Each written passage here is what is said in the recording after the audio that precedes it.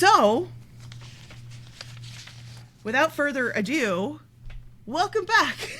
I think we need to retire that phrase. I am so tired of hearing it for everybody's introductions of Welcome anything. back?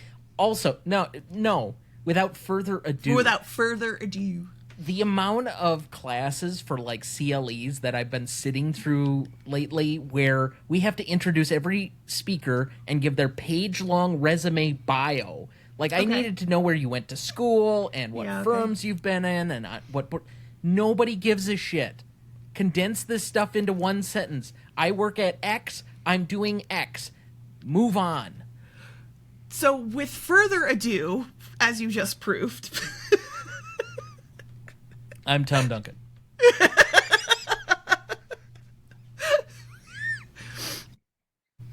Because we like to start the show with irrelevant discussions about things that don't have anything to do with...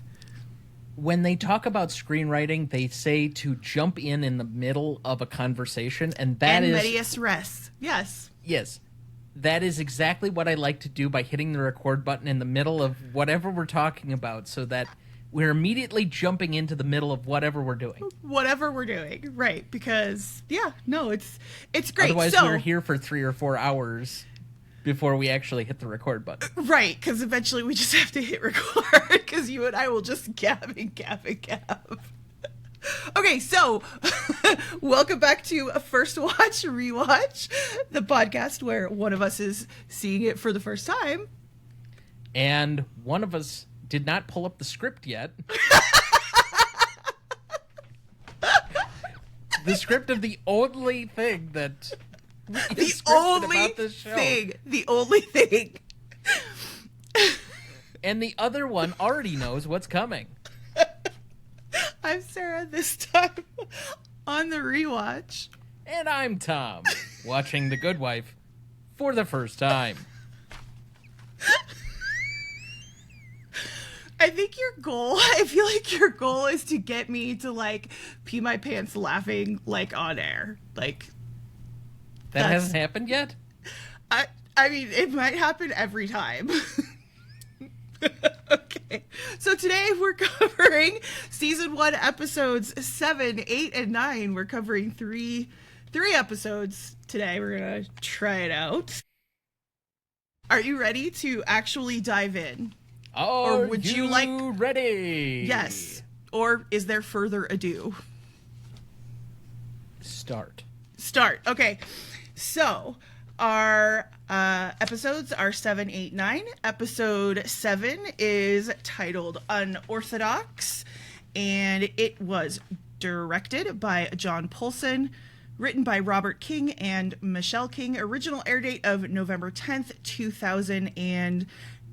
So we're going to talk about these, because we're doing an extra episode now, we're going to talk about these episodes separately.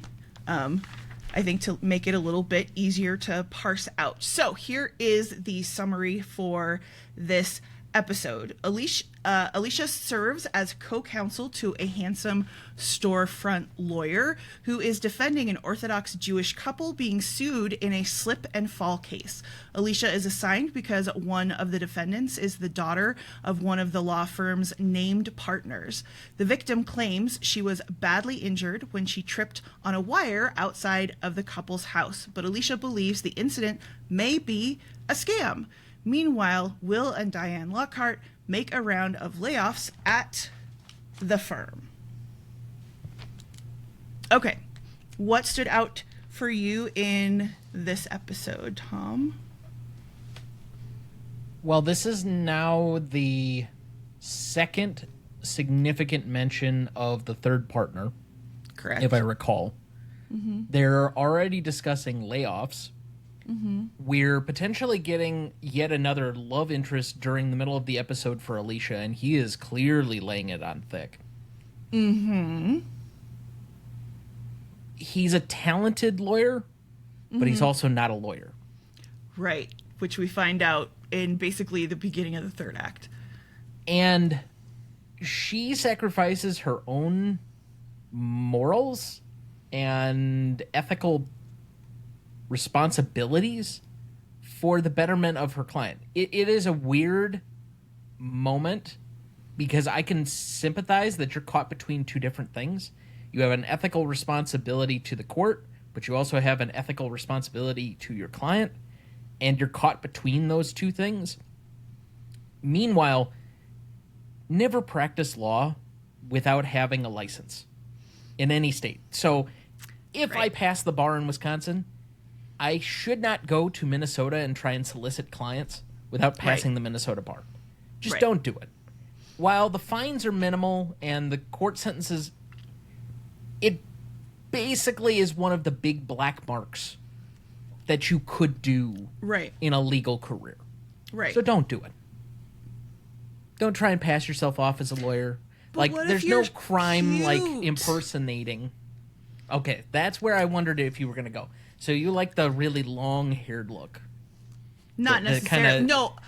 No, because we are, as the audience, supposed to recognize, right, that the way that he looks means that he's like a free spirit and he's not like tamped down by like ridiculous rules, which he literally says to Alicia. And then we're supposed to see that like she's attracted to him. I think he's supposed to come off as like hot. I don't find him attractive at all, but I was going to say, you're into the Eric Clapton from the 70s or Jesus look?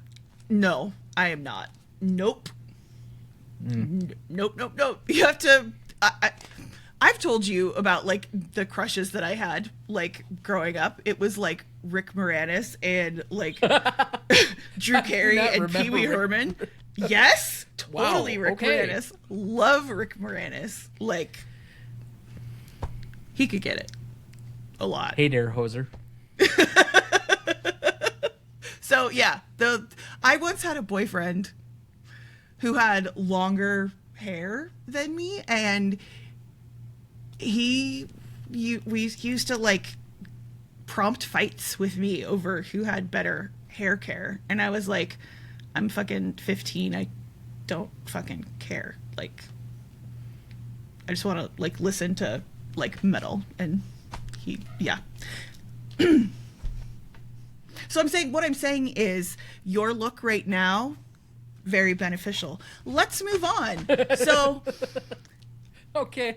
It feels like when he's laying it on thick, what the heck is his name? Alprin. That, yeah, he's supposed to be a potential love interest, and ooh, are they going to smooch? And it's very titillating for about 5 seconds. And you can tell that Will looks a little jealous, maybe. His jealousy is quite noticeable. Yeah. I thought it was going to... They pull a wide left turn on us at the very end by doing that. Because everything else in this episode is building up to him joining the firm and then being a long-term sub-character. And I still think that there are seeds where he comes back. That's my prediction here, is he will come back in some form or another at a different point. Otherwise, you wouldn't have had the lingering voicemail that she cuts off in anger and whatever else. I think she's mad at herself just as much as she's mad at him because she's had to make this difficult ethical choice. And she already rebuked Diane in, like, episode 4, when they did, I think it was. Yeah. Mm-hmm. Where she did something... Stuff? Yeah, where she did something underhanded as well. One of the things I will comment here is I think as we're getting further into this show, the more the legal stuff seems to be getting better. A lot less because what was featured in this episode in particular was constitutional law? Yes! That's where my mind immediately went, is... Yes, okay. Especially... So 2009, not quite so much, but in 2026, taking up a religious liberties case in that one particular fashion, yeah. I think that the United States Supreme Court would look favorably on somebody trying to withdraw for religious reasons, given the... bend over backwards nature that they've gone to recently to try and favor religious liberty. Correct. And especially as related to, like, this would be considered basically like anti-Semitism, right? So there's a whole, it's I'm not even rather looking layered. at it. No, I understand. I'm not even looking at it as the anti-Semitic, although I recognize that that's a part of it. Yeah. I'm just saying on the current line of cases, that this reminds me a lot of the wedding website and the wedding cake decisions recently. Yep. 100%. So basically, it's when Alprin, what a dumb name, Alprin. So hard to say. When he essentially comes up with, like, the con law defense, right? Mm-hmm. I was just like, Tom's gonna eat this up just a little bit. And so I was very, very excited.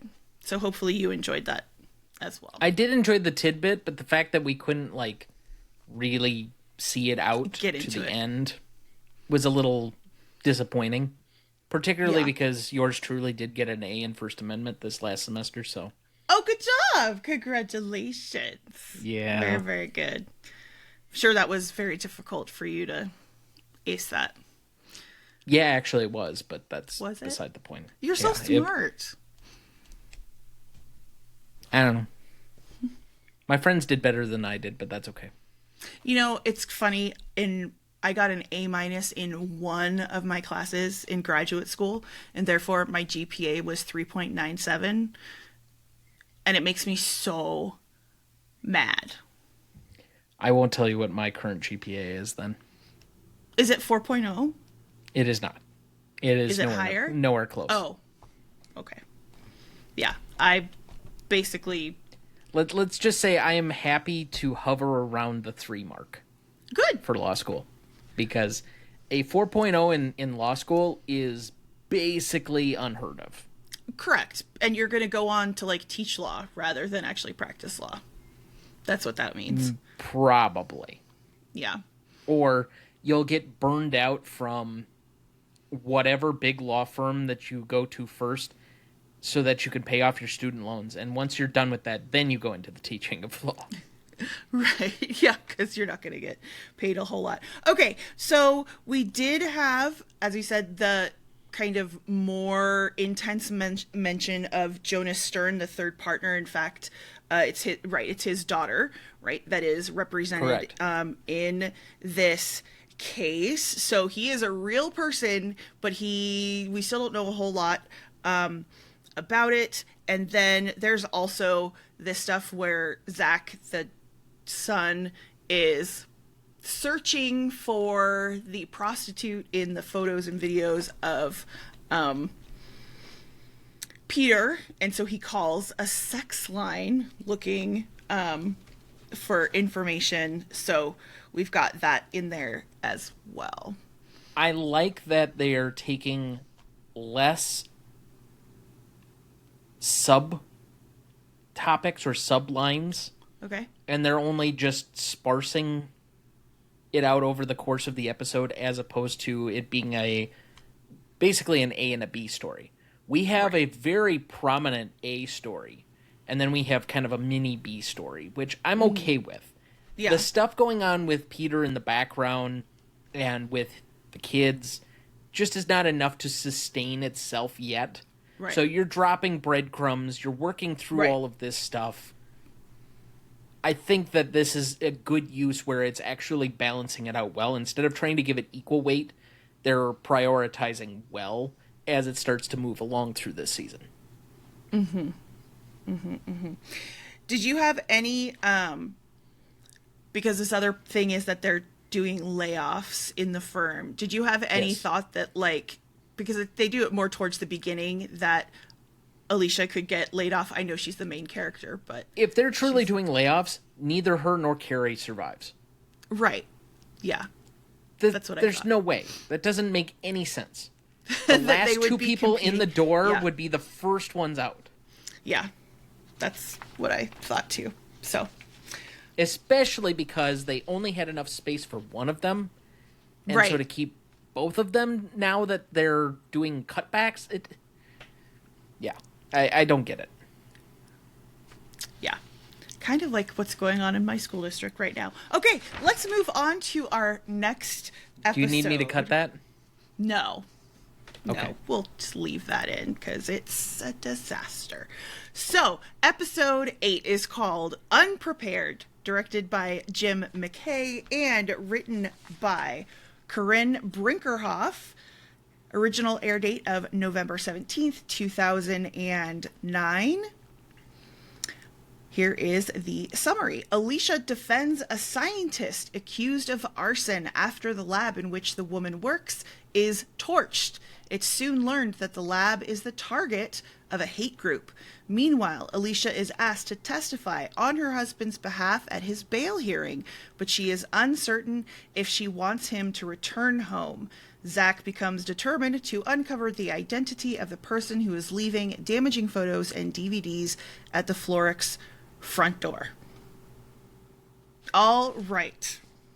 Do you recall at any point having a iPod Nano that could do video capability like this, and it having enough battery that you could basically leave it for 8 hours during school, come back, and it would have recorded the entire time you were gone? No, by the time... First off, I never had a Nano, so it's hard for me to say specifically. I had an iPod Touch, but I don't remember it having video capability like that. I had a Nano, but, like, I had it because, like, I didn't buy it. It wasn't even necessarily gift. Anyway, in fact, I still think I have it in a box somewhere. I think that it did, but it was pretty limited. So it wouldn't be unheard of at the time that it could take, like, pictures and video, but there's no way the battery would last for whatever. Yeah, I agree. I don't remember them being able to last for 8 hours, let alone taking video. Like, that seems a long ass and the time. Screen is like this big, so, like, yeah, it's bad. And of course Zach can blow it up on his computer, but, like, you're right. Yeah, no, it's a plot hole that's not quite. It feels very 2009. Yes, it does. Yes, it does. So other than that, what do you think about this episode? Anything that stands out to you? I am enjoying the fact that every other episode seems to have small bit parts with witnesses on the stand or criminal defendants or opposing counsel, somebody that I've seen from something else. Oh, and who did you see in this episode that you've seen somewhere else?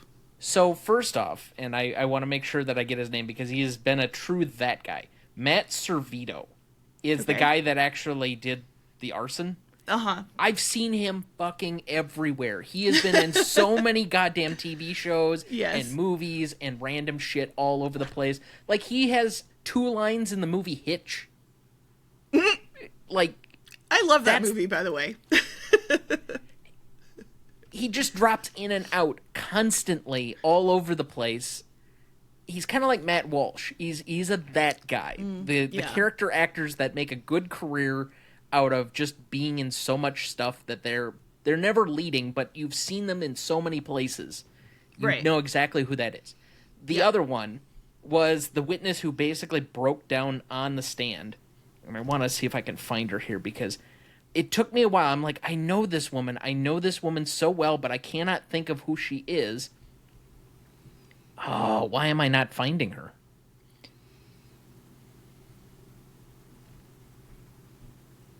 Is it this woman? No, this is different. Well, anyway, the other defendant or the other witness on the stand, the black woman, she's from Billions. Like, I watched 7 or 8 seasons of this woman be a badass lawyer, and to see her be a bumbling idiot on the stand was weird. Okay. Yep. Like, she's incredibly talented in Billions, so it's odd to see this dynamic. But I know the one that you're waiting for me to get to. Yes, one of your crush daddies, Mr. Pedro Pascal. I mean, isn't the Fully universe in love clean with him? shaven. Yeah. He looks... I don't know if I'm in love with him. I like him. Yeah. I have no issue with him, but, like, am I in love with him? No, not really. Well, not in this instance, because he's got a bare face. It looks weird. I mean, not a bare face. That would be weird if he had, like, the ears and, like, the growl and the... Personally, I don't think that mustachioed Pedro Pascal is the best version. I personally like the bearded Pedro Pascal, but that's just me. Agreed. So, yes, Pedro Pascal looking like, I don't know, like this wasn't almost 20 years ago and that it was closer to, like, 40 years ago. Like, he looks so young and fresh-faced, and you would almost like not recognize him necessarily because he doesn't have any of the signature facial hair.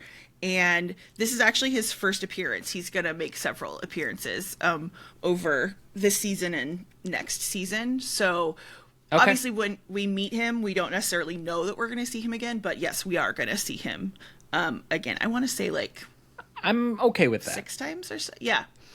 And he fully in this instance kind of like, he's not like a villain, but he's trying very hard. And when they bring him in because at this hearing for Peter says, oh, I like taught him everything he knows. So it feels like a personal sort of thing that's going on, which is kind of a fun little dynamic. So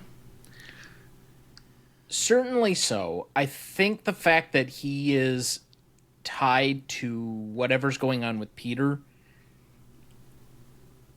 it doesn't surprise me that he's going to be coming back. But you also said other prosecutors, other opposing counsel, other judges would just be cycling in and out of the show, which makes sense. Like, that's as true to life as you're going to get. You don't just get a random assortment.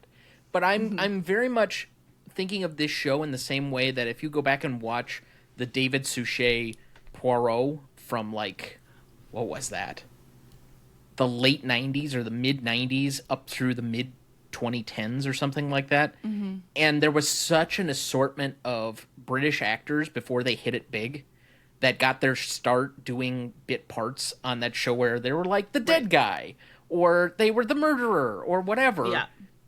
That's what this feels like. It's a bunch of people that got cast on network TV, kind of in the vein of Law and Order, where you're like, oh, I know that person.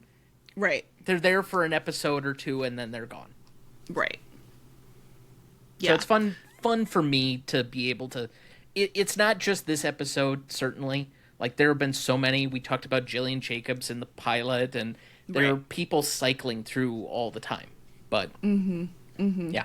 And there's going to be more, like, in later seasons and stuff. Well, and so in this one, okay, so aside from, like, these guest appearances, anything else that stands out to you in this episode?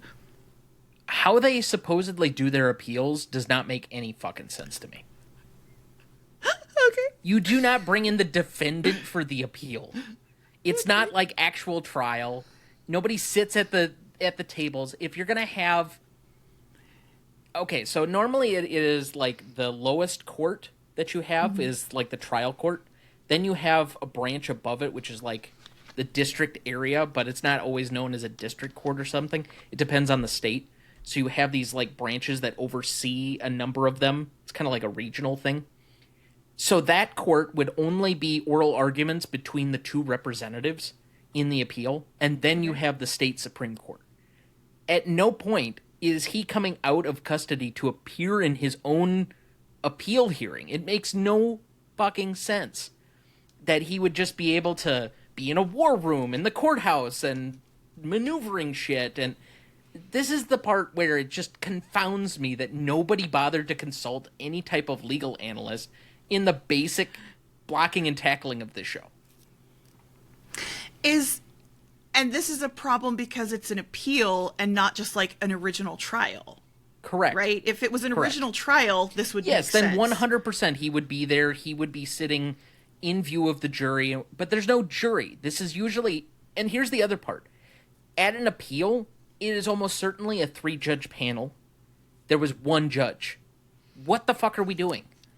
One that's judge so who basic. apparently has been bribed, by the way.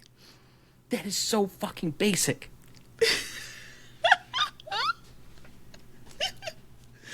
I had to write down what they were doing. It was an evidentiary hearing because of exculpatory evidence. What the fuck is this? Which is only going to happen at trial anyway. That's not happening during the course of the appeal. But what's exculpatory evidence? It is evidence that supposedly proves that you couldn't have done the crime. Okay. It's the smoking gun that points in the other direction, such as the murder weapon was found in somebody else's possession with their DNA all over it. Okay. Yeah. All right. Okay. Well... Or there was a witness that said, I was in bed with the defendant at the exact time of the murder. Yes, he was inside me. He couldn't possibly have committed this crime. So, Alicia is put on the stand, and she is interrogated by Pedro Pascal. I thought for certain that she was going to go the opposite direction. That when they put her on the stand, she was going to say, I don't want him at home. Oh. I thought that's where it was leading. And so the fact that that didn't happen was a little interesting to me. Right? And she, eviscerates Pedro Pascal and just, she's like, no, you don't get to treat me this way, and I'm here to basically say that, yes, he has a home to go. She actually doesn't say, I want him at home. She says he has That's true. home to go to, right? She's very careful with what she says. Yes and no, because she does also say that he would be in my room. Right. Because they asked that direct question. Correct. And when they had their conjugal visit, he had to sleep on the floor. So she doesn't necessarily want him there either. I'm thinking army cot. Caught in the corner. Oh, God. Yeah. But yeah, I liked the way that she just spat it back. Speaking of... The confidence in her is certainly growing. It's true. Now, what did you think about Carrie in this episode? I'll be honest, I don't remember anything about him from this episode. So they're doing witness prep, right? For this arson Oh, that's right. case. Okay. Thank you for reminding me, because this did bother me. The guy goes from a couple of episodes ago, he doesn't know how to do cross-examination, he's not good with trial, whatever, and we have now completely 180, he might as well be William Jennings Bryan or Clarence Darrow here, trying to eviscerate their own witnesses on the stand. What the fuck? But There's no logical consistency. But Alicia also calls him out and says, "Why are you doing this? This isn't what you're supposed to be doing." But I mean, he's a little bit more aggressive, and he seems to know kind of what he's doing. So, do we like that or no? I think they have completely remodified the character after about episode 5. Because it is like a night and day difference where he's got this... When he's flirting with Callista Kalinda. Yeah. Kalinda? I'm sorry. Kalinda, yeah. My bad. When he's flirting with her a couple of episodes ago, there's a supreme confidence that's there, which I think at least had a little bit more of a tail where you could tell where that came from with the character. His demanding nature, the way that he puts in his billables, he clearly works hard, but all of the nervousness and the anxiety and the unsuredness, and the having to overcompensate seems to have completely like been stripped from the character over the last 3 episodes to the point where it's a completely different character. And do you think that that's an improvement? I like him a lot more. Okay. I think he's a more capable lawyer that way. Okay. Especially because of how many trials seem to be going on for this firm that he's somehow involved in. So many trials. It's basically one a day. And they get resolved in a day. So, yeah, just keep them coming. Okay.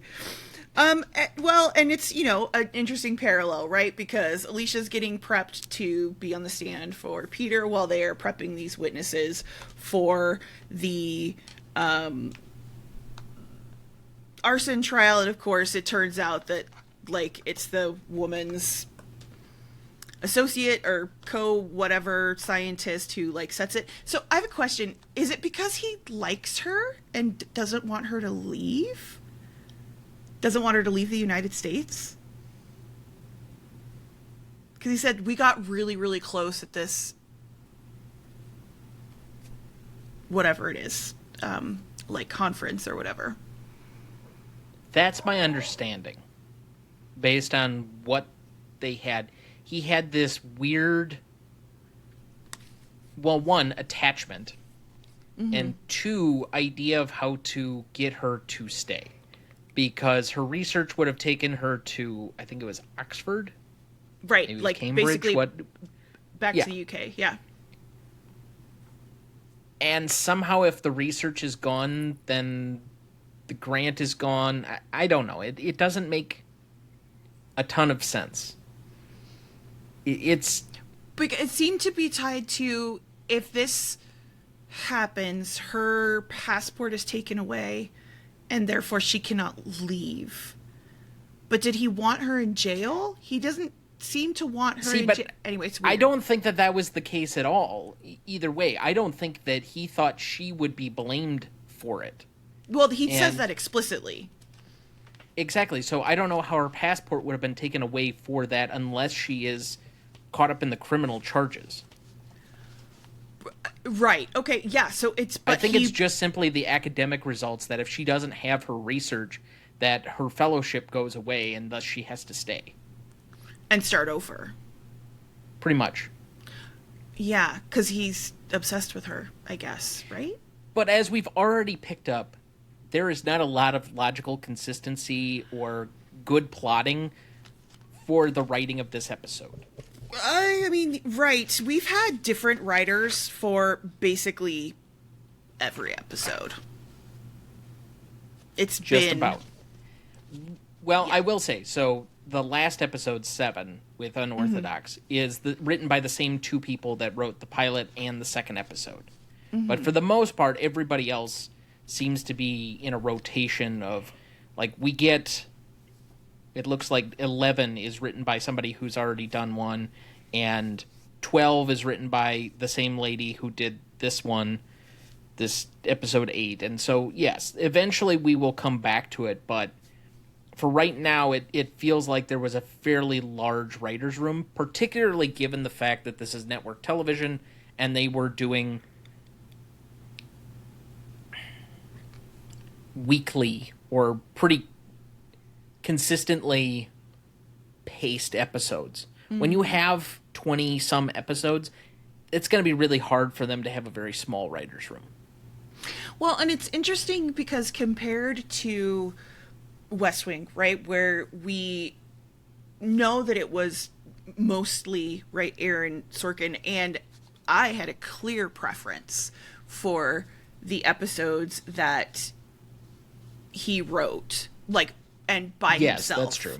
Not where he's just whatever. That I really, really preferred the ones that were just him, because I felt like the writing wasn't as good when it was other people. And again, not that overall the quality dropped every time, but for me in comparison, right? And we talked about that. But this, just feels like it is all over the place. So you basically, it feels like fan fiction a little bit, like you're just bringing in different people to write about the same characters, but nobody is quite getting it right. Potentially. Okay, let's move on. We'll get to our last episode. Okay, so episode 9 is called Threesome, directed by James Whitmore Jr., written by Ted Humphrey, original air date of November 24th, 2009. Here is the summary. Alicia represents the firm's senior partner after he is arrested for DUI and assaulting a police officer, and she must deal with the murky office politics that come with the case. Meanwhile, Chelsea Handler interviews Peter's mistress, who is promoting a tell-all book about her affair with Peter. Tell me what you think about this episode.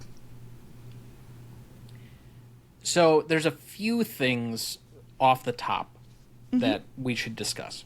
One is the rather grandiose, outsized performance or presence of Jonas Stern in this episode. Like, most of the episode is pretty much on him.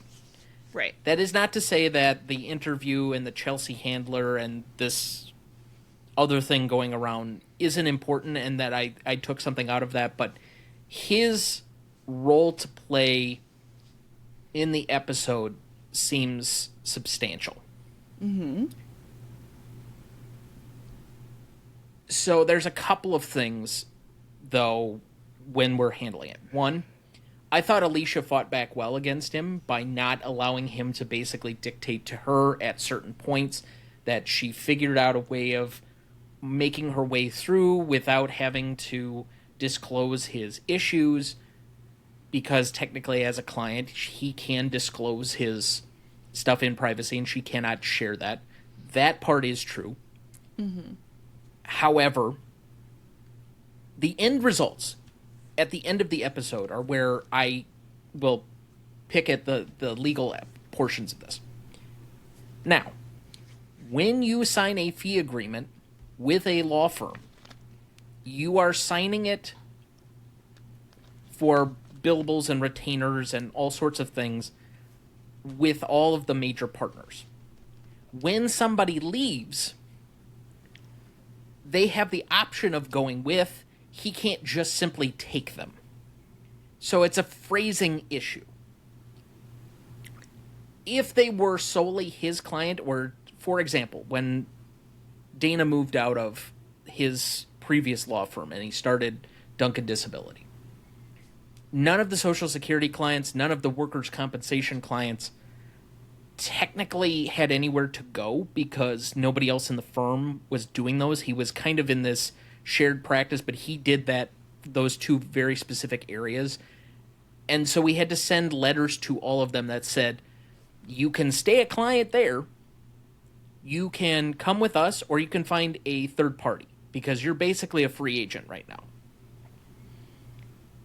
That would probably similarly have to go through their entire caseload if one of the managing partners leaves. And he seems to be like, well, I'm just going to take them with me. Now, it's possible that they follow him because of their relationship. I'll get that. But the way that it's handled doesn't make a whole lot of sense. 2, he can't exactly sue them into the ground, and he can't just take his own package, and there's so many odds and ends that don't make a whole lot of sense. But here's the kicker. Yes, when he was her client, she has an obligation not to share his medical history. But if he's going to pass himself off as a capable and authoritative lawyer, she is now required by ethics rules to disclose that he has a medical illness that is not going to allow him to properly practice law.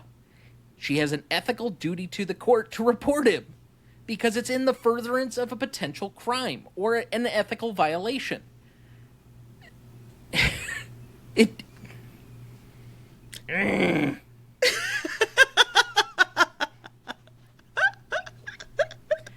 And the last portion, because I don't know why we're always lingering on somebody's look at the end of each episode. It's like we're going to zoom in on their face and how they're looking.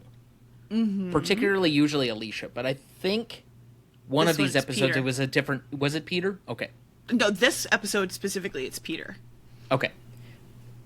But we're always ending on somebody looking a particular way and the facial shot. The fact that Jonas confirms somehow that he knows that Peter's getting railroaded and they will never let him out of jail only furthers to double down that my prediction is that he's going to die before he gets out. That they're going to shiv him because they can't allow him to get out. They're going to shiv him with a shank, or they're going to shank him with a shiv. Okay.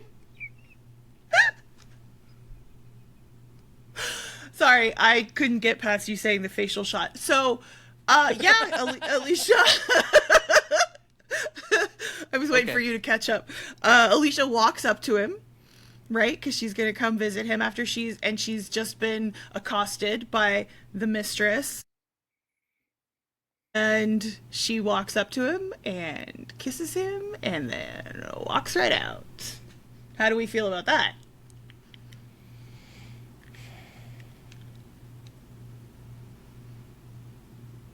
I feel like there is this teeter-tottering, and I think it actually serves the character well. Mm-hmm. This character is very much born out of a late 90s aughts mentality of the woman standing next to the guy involved in the scandal, and how could they do that kind of thing. Mm-hmm. And in this instance, it at least gives you some of this nuance where if I were her, I would very much have a problem with this woman going on public airwaves and belittling me without any pushback. Right. Now, thankfully, she doesn't know all of what happened, because I think that would...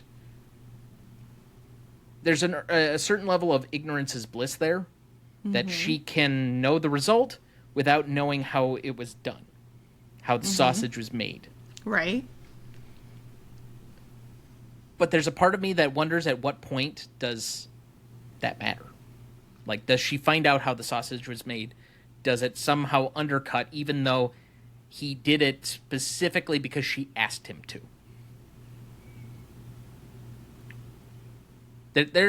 There's a few dynamics at play, and I do think this relationship between the two of them is growing on me as to how it relates.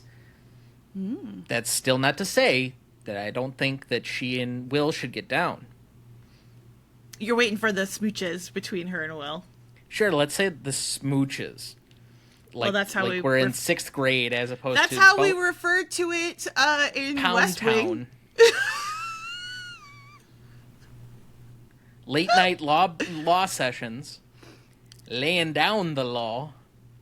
I prefer smooches. He's pounding his gavel.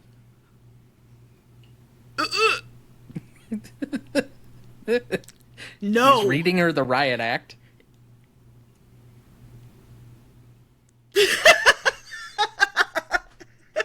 No, stop.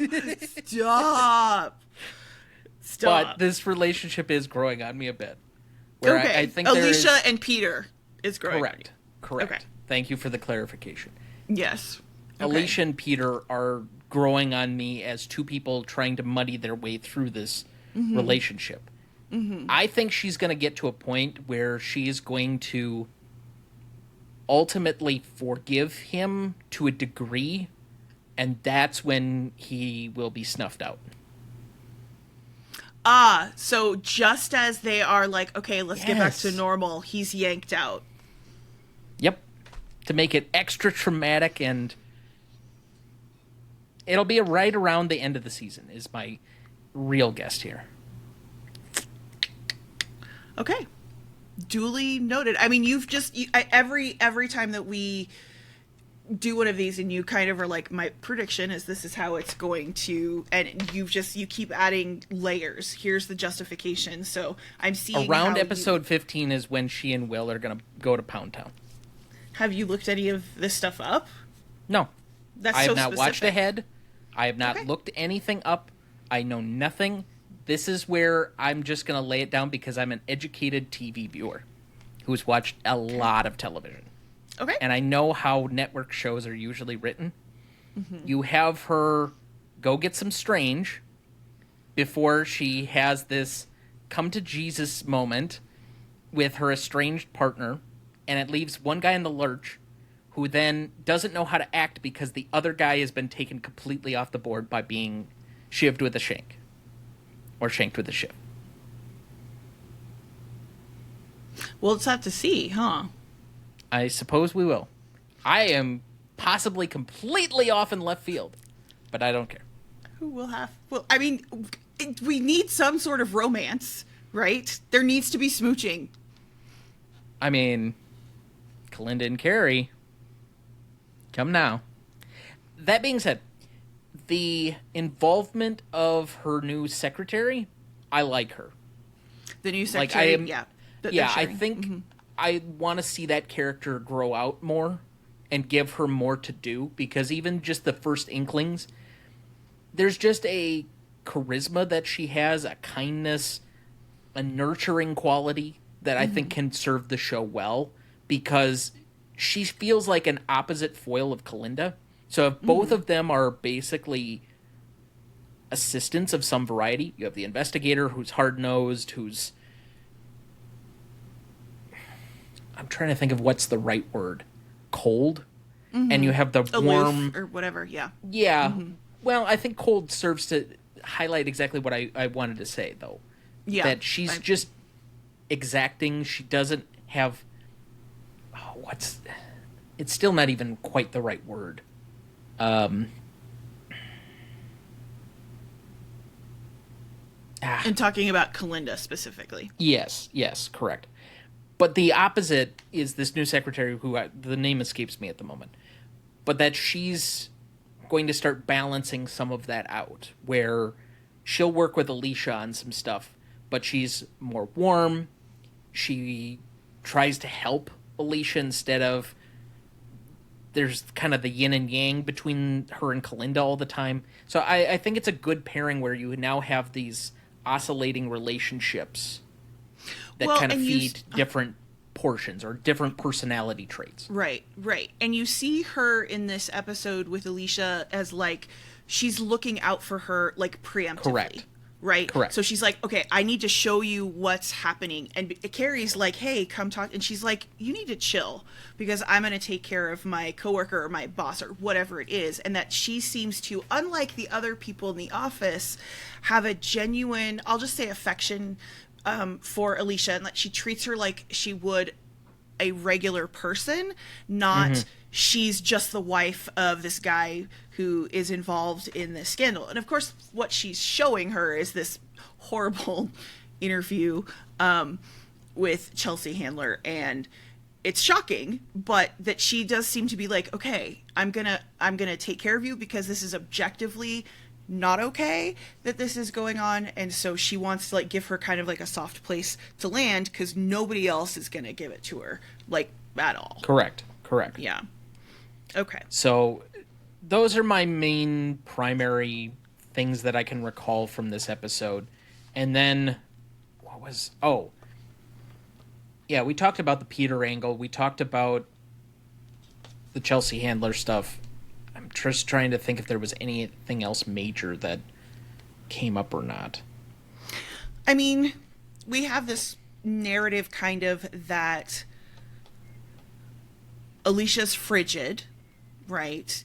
And that's why Peter cheated on her and went for like escorts. And of course he is telling these women, oh, I love you, I'm gonna leave my wife for you, I'm gonna get you a job, all of this type of stuff. Do you see Alicia as frigid? No, because the show doesn't want me to. Okay. But I also don't think she is. Okay. the show has been setting up for a while to show a vulnerability, a kindness, a compassion that she has for most of her clients, and that's where it's primarily represented. I think she also loves her children, which to me is quite apparent throughout most of this. I don't think she has any love lost for her mother-in-law, but she appreciates that she's trying. And I do think that she still holds a affection for Peter, but she's carrying all of these different relationships. So no, there is nothing to me that has ever said that she's cold or aloof or whatever else. She doesn't really pass any of those traits. I've seen this actress, Juliana Margulies, play that in a different TV show, but not in this one. And what TV show are you referring to? Scrubs. Scrubs, okay. Yeah. Pretty sure it's season 5, like episode 15. I might be wrong on that, but that seems about right. It's funny because the only other thing that I'm familiar with her in is ER, where, I mean, that's a really old show when she's on it. And, like, she's the love interest of George Clooney, and she's fine in it, but I vastly prefer her in this role as, like, she comes in for a 2 to 3 episode arc. I swear it's episode or season 5 of Scrubs, where she's a med-mal attorney. So she's from the get-go defined as a ball buster. Got it. So she comes in as the heavy. Correct. Got it. Okay. And then she basically makes the main character be her boy toy for like an episode and a half. Oh, okay. Interesting. Okay. Okay. So, taking all of these 3 together, which one did you prefer? Which episode do you think is the strongest? I think the one, if it were just picking of them that I had to like rewatch one or come back to it, I think the one that has the most ebb and flow of the emotionality, the dramatic turn, whatever else is 7. I think it's the best written of these 3. Okay. I think the one that serves the larger story the most is 9. Okay. So if you're asking me which one is the most important to the season as a whole, it's 9. If you're asking me to repeat watch one, just on its own, 7 makes the most sense. Okay. And then out of the 3 like cases of the week, so we've got the slip and fall, we've got arson scientist, and we've got senior partner DUI. Which case do you think is the most interesting or frustrates you the least, I should say? It's the slip and fall. The slip and fall. Okay. That seems to be the most logically consistent as far as the legal portions. Doesn't have as many flaws. It goes in some interesting directions. Kind of like they actually bothered to open a law book and look at a previous case as an example. Right. And it's also got con law, which we know that you absolutely love. It had different permutations off of it. It all felt earned. So, yeah. Okay. Did any of these feel like the Deus Ex Machina, like, tied up with a bow at the end? Yes, 9. Okay, yeah.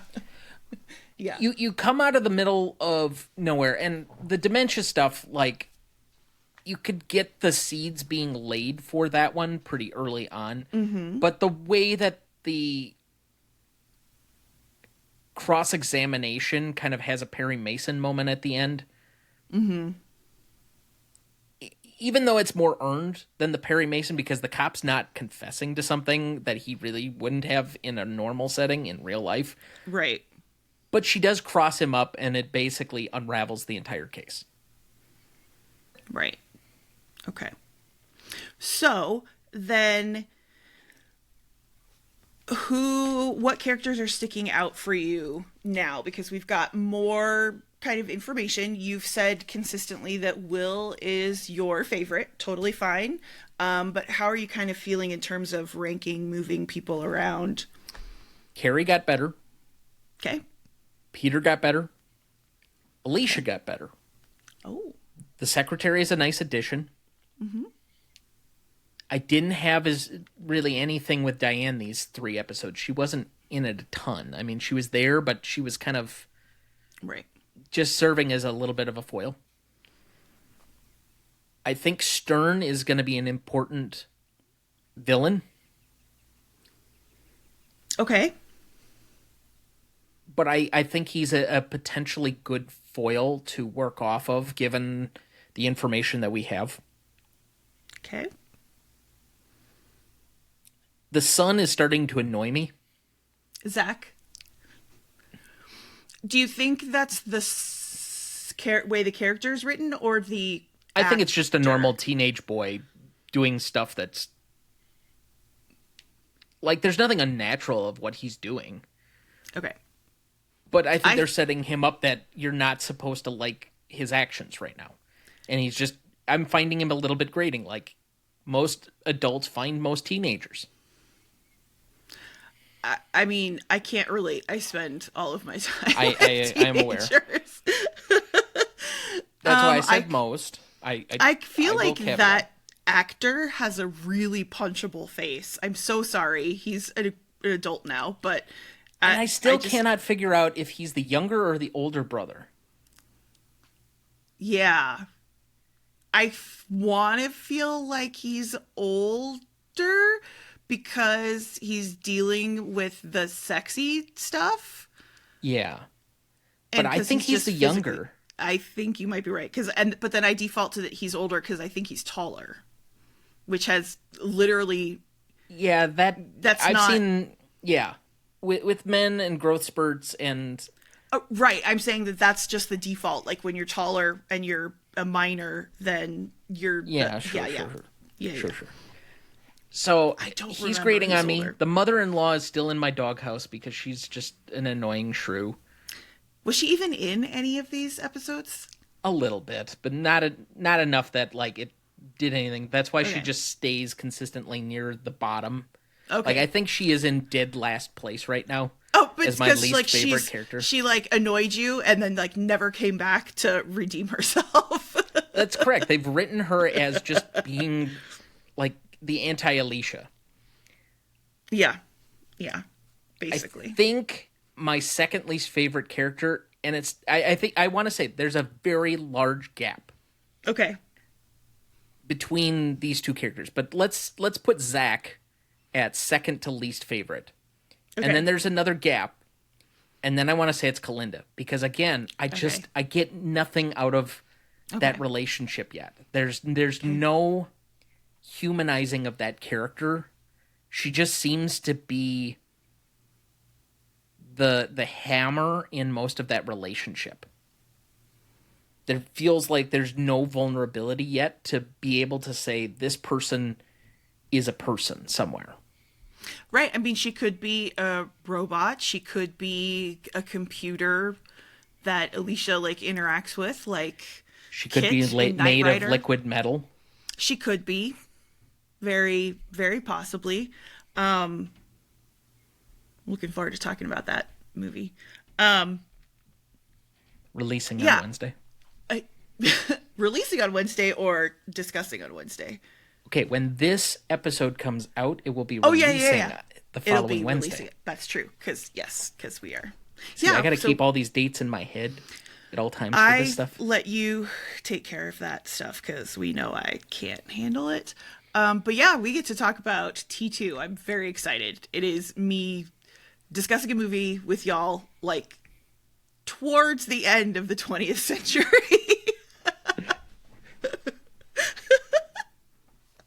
I'm excited. There is no silence in that movie. No, the sound design is great. We'll talk about that on Wednesday. We should not be discussing it right now. So, Anything I was going to move else? past it, and you just decided to linger. Because that's how I work. So your predictions, you've more or less said what your predictions are with Correct. Peter, and that you feel like there's something going to be happening with Stern. Any other sort of thing that you want to predict besides the Pound Town of Will and Alicia? I think Carrie would do a good job of humanizing Kalinda if she just let him. Okay, so you want them to smooch. I want them to smush. You want them to smash. Okay, got it. I said smush. I know you did, but that's not what you meant. You meant smash. Okay. Any other final thoughts, Thomas? I'm more entertained as we've been going along. I know that was a concern earlier on. Yes, you already made lieu of that, or innuendo to that earlier by saying my regret of picking this particular show to discuss this season. Yes. And I'm not sure that's the case. Okay. I said it would take some time to get into it. And Sure. usually around 10, 11, 12 is when the show really starts to carry the identity. Mm-hmm. I'm having a harder time because I'm watching them too early in the cycle. And then not being able to just continue to watch and progress forward. Right. That's becoming more of a problem for me, who is a stream completionist. You want to binge watch. Yeah. Correct. Since it's already available. If this was like a weekly thing, and I would have no problem. I watch plenty of weekly shows. But trying not to push past it, knowing that I could basically probably fly through most of this show if I really wanted to. Mm-hmm. It makes it a little bit difficult, given that it is starting to get to a point where it's starting to meet some of those entertainment desires. Okay. So I'm starting to enjoy it a lot more. Okay. But we'll see where we go. Absolutely. Do you think that, given that basically every single episode there are glaring errors in the ways that law is portrayed and handled? I mean, that's every legal show. Right. So is it getting to a point where you think you're like, okay, you can point it out and maybe chuckle about it, but it's not distracting? It seems like it might be distracting up to this point, or are you just like stating that? Let me say this for the effect, and I'm okay with stating it at the back end of the episode where most people have tuned out by this point. Most of this, and my annoyance and whatever else, is an act. Oh, okay. I'm not really that actually annoyed. But it's fun that you get to point it out, though, right? That here are the things that are... Which is basically why part of the reason why I wanted you to watch this, right? So... If they actually, for any reason, tried to do a true show about the practice of law, everyone would be so goddamn bored. Because most of it's just reading shit. Yep. Over and over, and then trying to write other shit that other people have to read and then write about. Correct. That's most of what law is. And it wouldn't be like civil cases. It would be just 100% criminal, because those are the most exciting. Nobody's going to be like, I would like to watch a show about family law starring William Shea, because... There are a lot of civil cases. Don't get me wrong. There are a lot of them. But I want to say, based on the statistics I've seen, I want to say only like 10 to 15% of all lawyers are litigants, which means that the vast majority never see the inside of a courtroom. They're not doing criminal defense. They're usually doing counsel jobs, in-house counsel, and they may be taking some depositions occasionally, but they're usually making settlements. and negotiations and writing briefs. I don't really ever see the inside of a courtroom that much as a legal representative now. I do the hearings that I have, but most of them are by phone anymore or maybe by video. And so the actual procedure of going into it, not to mention, I don't have to wear a tie if I really don't want to because they're informal hearings. They're non-adversarial. So the requirements. Funny, growing up, Dad is an attorney. I thought everybody went to work in a suit and tie. Like, at one point that was true. About 1960. Well, right. And because I used to watch all these old movies, right? And so everybody's wearing a suit and tie all of the time. And then I was kind of like, oh, that's not what everybody's wearing. I mean, but then I would go with him to like court or to whatever. And so all of his colleagues are all wearing suits. And I was like, yeah, this is completely not the way that it works. The fact that you don't have, okay, I'm just shocked not having the rules for actual court, especially back in the day, were much more strict. Like Dana got almost cited by a judge for not wearing a tie once because they got pulled into court on last minute notice and he didn't have one on to begin with. So then he went out and bought one and returned so that the judge wouldn't get mad at him. It was a Looney Tunes tie because he wanted to be passive aggressive. The judge said, "Mr. Duncan, is that for my benefit?" He said, "Yes." And then he proceeded to keep that tie in his desk at all times, so if he ever got called into court again, he had that tie. I mean, that seems like a reasonable... I've worn a athletic wear polo shirt that I would normally wear golfing into a hearing before.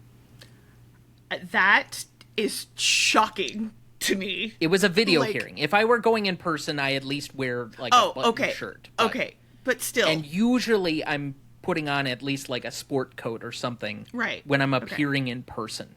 But when I'm going to be on camera for about an hour, nah, I'm going to be in what's comfortable.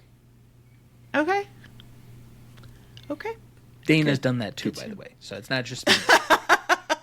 No, I'm just it's telling me is just things are so different now, right? Okay, so even me as a teacher and having like tattoos that are visible, like 10 years ago, absolutely not. I very carefully watched other teachers and what they were starting to get away with, like the piercings and things like that, and where I was like, okay, I can actually do this now, because when I started grad school, I took out my piercings, and I remember like in my part of our curriculum as going through this teacher training program was like, how do you dress, and if you're a woman, what can you wear, and like having us stand in front of a mirror with like a flashlight to like shine through our clothes to see if there was anything that was remotely suggestive or skimpy or whatever, because kids can't handle anything like that. And so I learned like I cannot wear certain kinds of tops because it accentuates the wrong thing, all of this type of stuff. But again, very, very, very carefully watched. So now visible tattoos, not a problem. Piercings, not a problem. Wildly colored hair, not a problem. I basically get to go to school in jeans and t-shirt like every day. Thank God, because I used to wear some really uncomfortable stuff, but that's still a very recent phenomenon. So I also want to put this out there. This is something that I had to learn about while I was on vacation, because one of the restaurants in the hotel was described that the attire to attend it was smart casual, which was a new thing I hadn't heard of. Okay. What is smart casual? Think of it as simplicity. So one pairing or one piece can be down or less formal, but then you have to have some type of formal wear to match with it. So if you're going to wear a t-shirt, then you put a sport coat over the top of it, which I've done. Okay. So you can wear like slacks or khakis with like a black t-shirt and then a sport coat over the top. That would be smart casual. Okay. Or so it's very streamlined. you can Got do it. jeans, but then you have to wear like loafers or actual wingtips, some type of dress shoe, and then usually a button up with it. Okay. Interesting. So it's one piece can basically be true casual wear that you would do otherwise, but it's the rest of it has to complement that by being more business casual. You know, what's interesting is here in Las Vegas, when I used to come here, like, for vacation and stuff like that, would go, like, out to clubs and stuff, and there were always, like, dress codes for clubs, and I would be, like, dressed to the nines, but I don't wear heels, so I would have... Neither do like, and I had some sort of, like, fancy... like sandals on or something like that, and they were like, no, you can't come in. And I was like, nobody's looking at my feet. I'm not trying to walk in tennis shoes. Like, what are you talking about? And they were like, no, you can't come in. I was like, all right, cool, I'm gonna go drink in my hotel room. It's crazy, the stuff that, like, dress codes and whatever. Okay, so next week, we are covering episodes 10, 11, and 12. We're going to keep on with this 3-episode cycle. Any final thoughts, Thomas? No, I think I'm good. You're good. Okay. So let's see what legal surprises are going to pop up in these next 3 and what I can... play act as it really angers me and annoys Roar! Me. Okay. I mean, I think some of this is sloppy, but that's whatever. It's TV. It's TV. That's very, very true. I guess, you know, network here's TV. The thing, like, when we're watching shows like Severance, which are just, like, so over the top and, like, surreal, at some point with this stuff, you just got to be like, okay, whatever, I'm just going to go with it, right? You definitely have to surrender to the universe of the show or the movie or whatever you're watching at a certain point. Right. I'm not going to challenge it too much, but there are some very basic things that are just, like, sloppy if you're... Right. I think that there's a willingness to kind of, like, go with the flow in a network TV show that you wouldn't necessarily allow watching, like, say, a courtroom drama, like, movie. Right? That this stuff would need to be buttoned up or streamlined or accurate or whatever it is. Yeah? Yes. Okay. All right. Well, then that wraps it up. Thanks for listening. We'll see you next time. And Adjourned. Adjourned.